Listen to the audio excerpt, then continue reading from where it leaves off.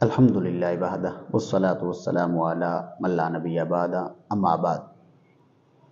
ایک شخص روزے تو رکھتا ہے لیکن وقت سو کر گزارتا ہے اور نمازیں نہیں پڑھتا، تو یاد رکھیے، تو بعض لوگ کہتے ہیں اس کا تو روزہ نہیں ہے، اس کو فلاں ہے، تو لوگ باتیں کرنے لگ جاتے ہیں۔ تو یاد رکھیے، جو شخص روزے تو رکھتا ہے لیکن نماز نہیں پڑھتا تو افسوس کا مقام ہے۔ مسلمان ہو کر نماز نہ پڑھے، اپنے رب کی بارگاہ میں نہ جھکے، تو یہ ایک افسوس کا اور صد افسوس کا مقام ہوا جاتا ہے۔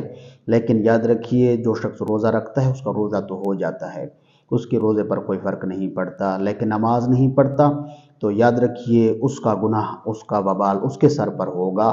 اس سے لیکن یہ ہے کہ اس کو روزے کا ثواب تو ملتا رہے گا، کیونکہ روزہ ایک الگ عبادت ہے اللہ تعالیٰ کی، اور نماز الگ عبادت ہے، دونوں فرض ہیں۔ تو یاد رکھیے، ہمیں اللہ تعالیٰ کے تمام کے تمام فرائض سر انجام دینے چاہیے۔ لیکن یاد رکھیے، جو شخص سو کر اپنا وقت گزارتا ہے، اگر کوئی کہے کہ اس کا روزہ نہیں ہوتا تو ایسی بات نہیں ہے، اس کا روزہ تو ہو جائے گا، لیکن یاد رکھیے نماز نہ پڑھنے کا وبال اس کے سر پر ہوگا، اور اللہ تعالیٰ یاد رکھیے اس سے ناراض ہوتا ہے اور اس کو جزا نہیں عطا فرمائے گا۔